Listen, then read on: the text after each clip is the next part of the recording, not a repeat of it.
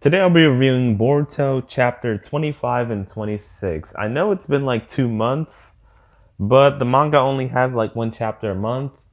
So I thought I might as well review this since it wouldn't take long. Even though the next chapter is next week, I still wanted to give my thoughts on these two chapters at least. So in the past 2 months, 2 months, I guess only two chapters, the manga hasn't slowed down a bit. And I really can't wait for these two chapters to be animated. I really want to see Boruto use the Karma mark for the first time in the anime. That's going to be great. And that scene with Naruto and Kawaki where Naruto goes straight into Biju mode.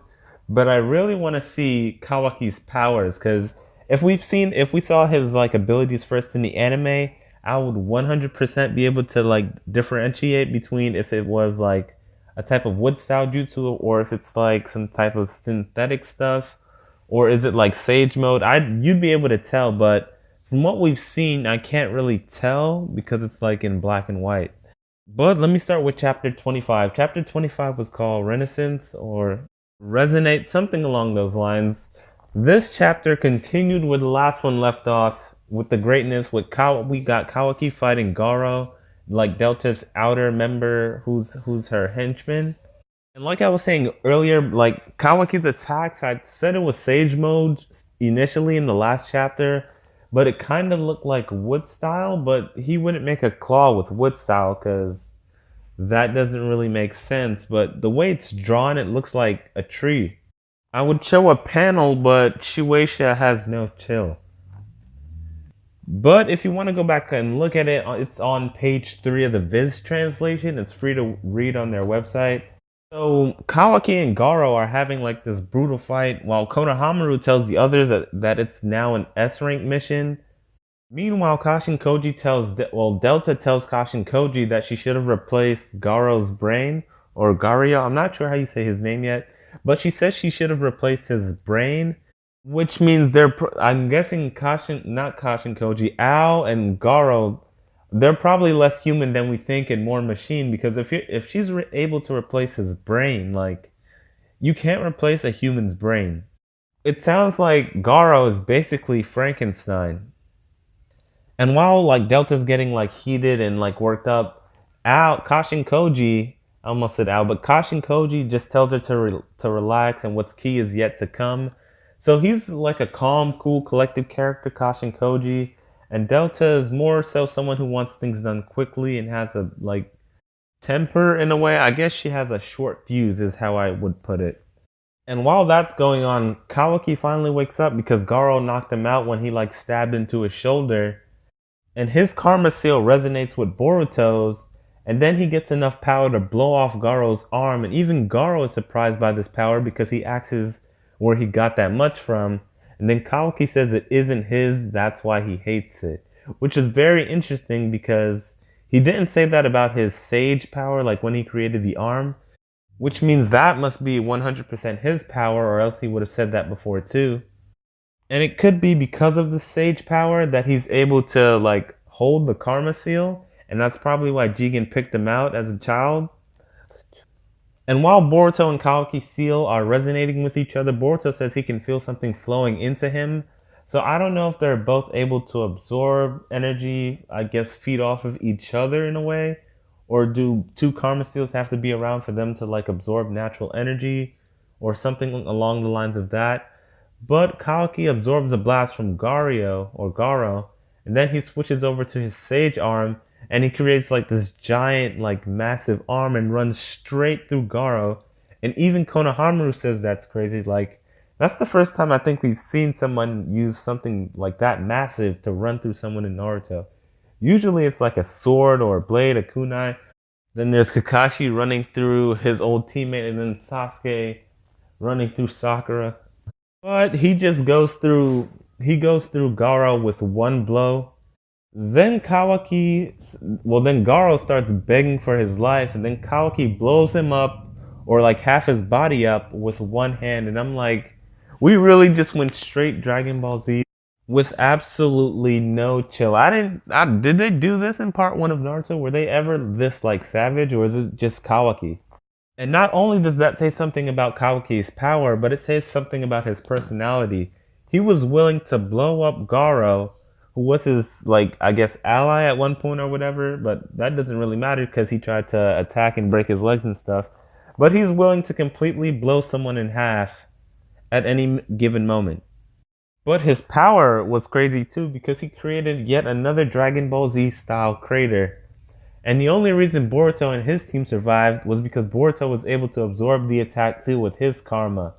And Kawaki just thinks Boruto is working with Jigen even more now and tells him that dead bodies will keep piling up. And after seeing this, Kashin Koji says he needs to collect more intel, and then Kawaki falls to the ground saying that if only I didn't have this power. So it looks like it's something he didn't want or didn't really have a it seems like he didn't have a choice in the matter getting it. It's like Jigen just placed it on him. I'm guessing Jigen was doing some Orochimaru type stuff and was just experimenting on people over and over again until he found someone that worked, and it just happened to be Kawaki because we know Jigen has one of the seals on his chin, one of the karma seals. So after that, Katsuke or Katsuke, whatever his name is, Katsuke, I'll call him Katsuke, tells everyone that Kawaki's blood vessels and nerve systems have been completely modified to a cellular level using technology similar or more advanced than Naruto's arm. And then Mitsuki reveals that he was made using cloning technology, which is weird because Boruto and Sarada found that out in the last episode of Boruto, episode 72, which means I guess they got their memories erased during the arc, or I don't know. I know this arc cannot be filler. The only option is that they got their memories erased. But the anime aside, and Mitsuki, Katsuke says that Kawaki is completely different and says that he's something other than human. So it sounds like Kawaki is like complete cyborg, or basically like 17 or 18 before the wish to make them human. And like I was saying earlier, it definitely seems like Jigen got Kawaki because of his ability to use his Sage Mode or power, because Jigen has some sort of connection to the Otsutsuki, and based on what we've heard from Urashiki in the anime, the Otsutsuki don't know anything about Sage Mode, it's foreign to them. It was Urashiki's first time seeing it at all when he stole it from Mitsuki, and maybe Jigen, knowing what the Otsutsuki's weakness are, or knowing that they don't know anything about it, is going to utilize that to his best advantage to try to defeat them. Because from what we've heard, he's definitely not their ally, and he's not our ally, so he's maybe like a middle ground. So basically what I've been saying is that Jigen went and got Kawaki because of his Sage Mode power, and because the Otsutsuki wouldn't know how to counter it, and then he went and added the Karma Seal to him as insurance along with all the weapons to basically create someone who's invincible against the Otsutsuki. What it sounds like is what Orochimaru did in the Way for the Leaf. I don't know why Orochimaru made Mitsuki, but Mitsuki can be used as a weapon per se, or as a defense for the Leaf, considering he's just born with the Sage Mode. Mitsuki and Kawaki have a lot of similarities, so I want to see how they interact like later on in the anime and the manga. Maybe Orochimaru made Mitsuki after finding out what Jigen was gonna do, and Mitsuki's the exact, like, the true counter to Jigen, or to Kawaki, I mean. Thinking about it now, Boruto versus Kawaki after the time skip is gonna be crazy. Kawaki has his Sage Jutsu, which he seemingly has mastery over, the Karma Seal that he's pretty much mastered like right now, and then he has like the natural weapons within him, which are probably amplifying his power, and Boruto will have the Karma Seal and a Dojutsu. So it'll be Karma Seal versus Karma Seal, and then Boruto's Dojutsu versus Kawaki's Sage Jutsu. So it depends on which one is going to make the bigger difference here, Boruto's Jogan or Kawaki's Sage Mode.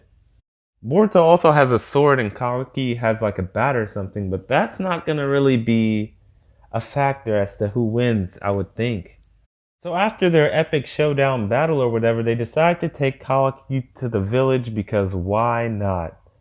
So that's the end of the chapter. That chapter was pretty much epic and informative in 2 words. Well, we already knew about the Mitsuki stuff, but Kawaki, and I guess based on what we can put together, he didn't want to have the Karma Seal. He has some sort of Sage power. And Kawaki's body itself could be more advanced than Naruto's arm, which is crazy just to think about. And something else that makes me think it's wood style is the fact that they compared it to Naruto's arms of all things, because we know Naruto's arm, or his arm, my bad, is made out of like Senju DNA, which when you think of Senju DNA, nothing else comes to mind but Hashirama Senju and his wood style, and then Yamato using wood style because of his Hashirama cells. But then again, if it was wood style, wouldn't they just say, "Look, it's wood style"? They didn't do that at all. So I guess I kind of want to debunk it, but believe it, I don't know. We'll have to wait and see. But yeah, definitely a 9.5 or a 9 out of 10 chapter for sure. Like, there's nothing I can say went wrong with the chapter. So now for chapter 26, present. This chapter didn't give us like the epicness of the last chapter, but it did give us way more informative stuff, and we got a bit of character interaction.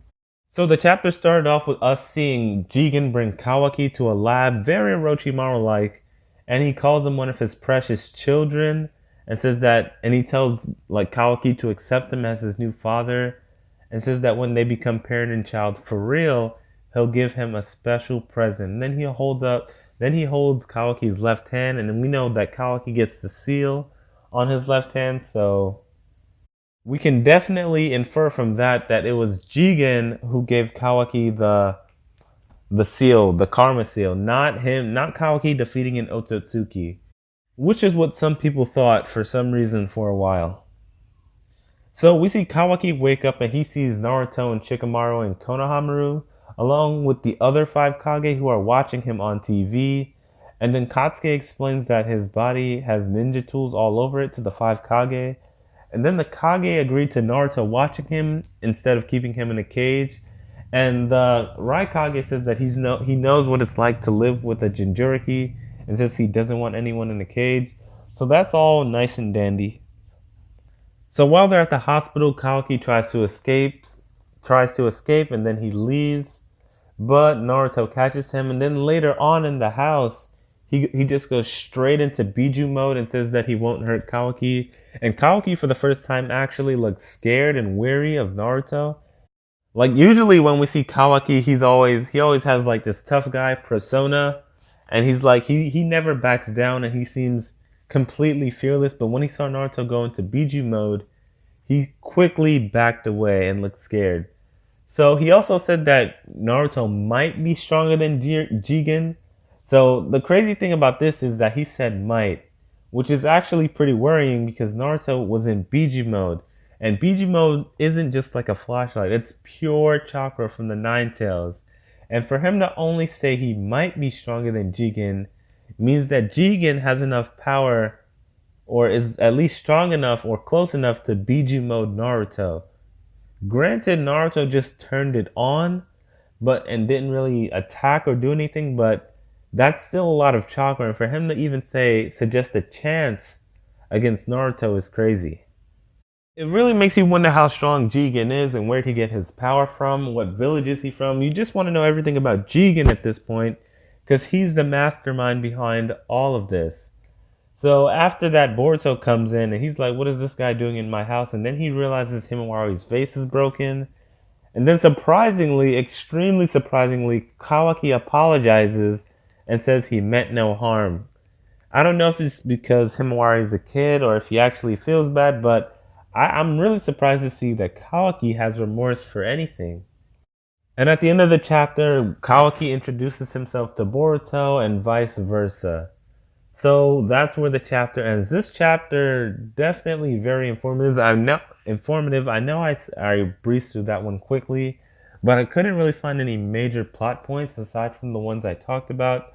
But one thing I do want to talk about is Naruto letting Kawaki into his house. One, because he's an enemy, especially because he's strong and has unknown powers, and is a danger to his entire family, which includes the Leaf Village. But from what we know is going to happen later, this is seemingly the biggest mistake Naruto's ever made, letting Kawaki into his house, because we know Kawaki is going to be somewhat responsible in one way or another for the Hidden Leaf's destruction later on, because that's what we saw in episode 1. Unless that was some sort of crazy genjutsu, or like some fan theory suggests it's Boruto who's gone rogue, and Kawaki is protecting the village because he's had an amazing change of heart. The same guy who blew someone in half the last chapter. Yep, that guy. That aside, there's also a new theory floating around that Kawaki is gonna become Naruto's student because Boruto is Sasuke's student. Basically, the two rivals from the last main series are gonna train the new main character of this series and his future rival. Now, it sounds like it'd be really cool if Kawaki wasn't this extremely dangerous person and didn't hate Naruto already. That aside, Boruto and Kawaki are actually stepbrothers now, which will actually like create a closer bond than Naruto and Sasuke's, because they were just like friends and rivals from a distance. But because we know how this is gonna turn out, something obviously isn't gonna like work out, even if it works for a while, and Boruto and Kawaki become friends. Based on what Boruto says later on, or based on what we've seen later on, their friendship is gonna fall apart. So those are pretty much all my thoughts on this chapter. Let me know what you thought of this chapter in the comment section below. Be sure to like, subscribe, and share. Thanks for watching, and bye.